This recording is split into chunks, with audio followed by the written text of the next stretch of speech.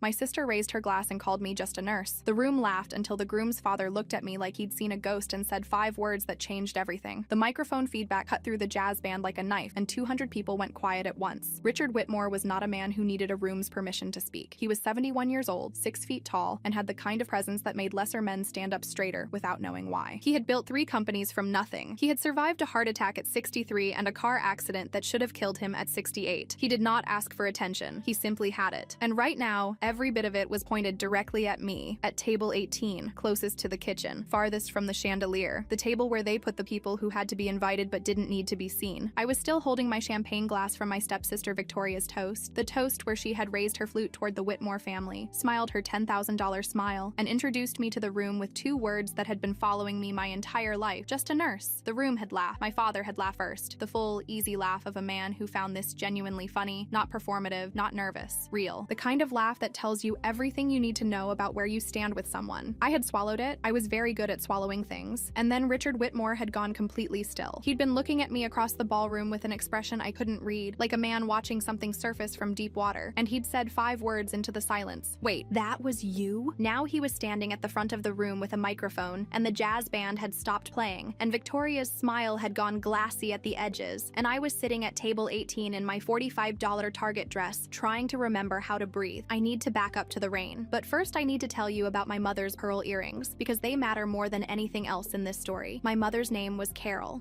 Ann Brooks. She was an RN for 26 years at Morristown Medical Center, and she wore the same 2 pearl studs every single day. Small, cream-colored, slightly imperfect in the way real pearls are, because my father had given them to her on their first anniversary before he became someone else entirely. She wore them through 12-hour shifts and 2 rounds of chemotherapy and the last 6 months of her life when she was mostly in bed, and the earrings were one of the few things she still put on every morning because she said it made her feel like herself. She died on a Tuesday in March, 8 years ago. I was 22. I had just finished my 2nd year of nursing school. I took the earrings from her bedside table the morning after she died, and I have worn them every day since. Not as grief, not as performance, as a reminder of what it meant to show up for people. My mother believed, with her whole unremarkable, extraordinary self, that nursing was a calling, not a consolation prize, not a fallback, a calling, the kind that asked you to carry other people's worst days and not be destroyed by them. She passed that belief to me the same way she passed me her cheekbones and her stubbornness, and I have spent 8 years trying to be worthy of it. Victoria would describe this as my being dramatic about a job. Victoria would know. She had spent the better part of 2 decades deciding what I was and wasn't allowed to be. My father, Gerald Brooks, remarried when I was 9 years old. His second wife was named Sandra, sleek, careful Sandra, with her highlighted hair and her charity board memberships, and the particular social fluency of a woman who had clawed her way to a certain tax bracket and was not about to let anything threaten the view. Sandra had a daughter from her first marriage. Victoria was 4 years older than me and had the ruthless, patient efficiency of someone who had grown up watching her mother maneuver. I want to be fair about this. There was a version of Victoria that was tolerable, even occasionally kind. In small private moments she'd probably deny now. But the public Victoria, the social Victoria, the Victoria who understood that status is zero-sum and had decided that my existence complicated the picture she was trying to present. That Victoria had been filing me down since I was 9 years old. She was subtle about it. I'll give her that. It was never one big moment you could point to. It was 1,000 small ones. The birthday party invitations that got lost. The school events my father didn't know about because Sandra had seen the flyer first. The years of Reagan's so quiet. Isn't she? And Reagan doesn't really do well in big groups. And Reagan has always been a little sensitive. Each sentence landed softly and left no visible mark, and collectively built a picture, over years, of a girl who was somehow less than the room she was standing in. By the time Victoria started dating James Whitmore at 28, I was in my 3rd year as an ER nurse and entirely used to the picture. James was everything the Whitmore name suggested. Educated, polished, generous in the way that came easy when money wasn't a variable. He was also, from everything I could observe at the 3 family dinners I was included in before Victoria stopped including me, genuinely decent. He asked questions and listened to the answers. He made my father laugh in a way that wasn't at anyone's expense. He deserved to know the truth about who he was marrying. But Victoria had gotten there first. The thing about Victoria's campaign to make me invisible to the Whitmore family is that it was architecturally elegant. I only understood its full shape in retrospect. It started, I think, with the phrasing. The first time James met me, at a dinner at my father's house about 18 months into their relationship, Victoria had introduced me with the specific lightness of someone conveying subtext. This is my stepsister Reagan. She works nights, she's kind of a homebody, she's always been a little, and then a smile and a small shrug that finished the sentence without words. I noticed it. I told myself I was being paranoid. 3 months later, at another dinner, I mentioned something that had happened at the hospital, a trauma case, the kind of thing that sticks with you, and Victoria made a face across the table, subtle, aimed at James, a face that said, "Here she goes." He didn't ask follow-up questions. I noticed that too. The following spring, I ran into James's mother, Eleanor Whitmore, at a charity event I'd attended with a coworker. Eleanor was gracious and warm, and she looked at me with a very particular, careful kindness, the kind people deploy when they've been told to be gentle. When I mentioned I was a nurse, she said, "Oh yes, Victoria mentioned you've had a hard time of it." She didn't specify. She moved on quickly. I drove home that night and sat in my apartment for an hour trying to identify the specific shape of what was happening. I called my father. "Has Victoria said anything to you about what she tells the Whitmore family about me?" I asked. He paused. "What do you mean?" "Eleanor Whitmore said Victoria mentioned I'd had a hard time of it. I don't know what that means." A longer pause. "Reagan, Victoria's just trying to keep the peace. You know you can be a lot sometimes." A lot. I wrote it in my phone's notes app, not because I was building a case, but because I had learned from experience that the gaslit mind forgets. I was keeping receipts for myself. "What does a lot mean, Dad?" "You're very intense. Your job makes you intense. It's not a criticism." I said goodnight and hung up. The wedding invitation arrived 4 months later. My name was misspelled. Reagan with an A, which was either a mistake or a statement, and with Victoria, it was genuinely impossible to know. No +1, though I'd been seeing someone for 8 months. Table assignment, 18. I looked up table 18 on the venue's floor plan, which Victoria had shared in the family group chat, with the thoroughness of a general mapping a campaign. Table 18 was between the service corridor and the emergency exit. There were 9 tables between it and the head table. I could not tell you exactly why I decided to go anyway. Maybe stubbornness, maybe some vestigial hope that my father would look at me at some point during the evening and see me, maybe something else, something quieter, something I wasn't consciously articulating even to myself. I put on my Target dress. I put on my mother's pearl earrings. I drove to the Whitmore estate on a Saturday in June. I want to tell you about the rain before I tell you what happened at the wedding. I want to tell you about it properly, the way it actually was, not the way Richard Whitmore would describe it later, with the warmth of a man for whom the story had a good ending. For me, at the time, it was just a Tuesday, November 14th, 3 years ago. I was driving home from a double shift, 7 p.m. to 7 a.m., and then 3 more hours because a multi-vehicle accident had come in at 6:45, and I don't leave in the middle of things. It was 10:23 p.m. by the time I got on I-287 northbound, and the rain was the kind that makes the road look liquid, that turns headlights into smears, that asks more of your attention than you have after 14 hours on your feet. I almost missed it. The car was a black Mercedes, late model, driver's side wrapped around the concrete median barrier, with the specific violence of a high-speed impact that had happened recently enough that the hazard lights were still blinking. I saw the lights before I registered the shape. I pulled over on instinct, the instinct of 8 years in emergency medicine, the instinct that doesn't ask permission. There was a man in the driver's seat, older, silver-haired, conscious but altered, the look of someone whose body has mobilized every resource it has just to stay present. His seatbelt had locked on impact and was the only thing keeping him upright. The windshield was gone. The door was not going to open. I called 911 from outside the car, giving location and vitals as clearly as I could while I found the angle to reach him. The paramedic dispatcher, a woman who sounded like she'd been doing this for 20 years and probably had, told me units were 12 minutes out. There was a secondary accident 2 exits back. 12 minutes. I said I was a nurse and I was going to stay on scene. I got through the passenger window. The man's name, I would learn later, was Richard Whitmore. But that night, he was just a man who was bleeding from a head laceration, who had potential cervical spine involvement based on the mechanism of injury, who was showing signs of early hemorrhagic shock, and who was alone in a car on a rain-soaked highway at 10:23 p.m., with 12 minutes between him and professional help. I held his head. Both hands, firm and steady, immobilizing the cervical spine the way you learn in trauma training, and practice 100 times, and then do, when the moment comes, with your whole body, because there is no partial version of keeping someone's spine intact. I talked to him, not because they tell you to, although they do, but because silence in those situations has a weight that people can lose themselves in. I told him the ambulance was coming. I told him he was not going to die tonight. And then, because I needed him to focus on something specific, something real and gentle that wasn't the pain or the blood or the rain, I told him about my mother's pearl earrings. I told him she had worn them every day for 26 years. I told him she was a nurse too. I told him that the earrings weren't valuable in any objective sense, but that they were the most important objects I owned, because they meant that showing up for people was worth something,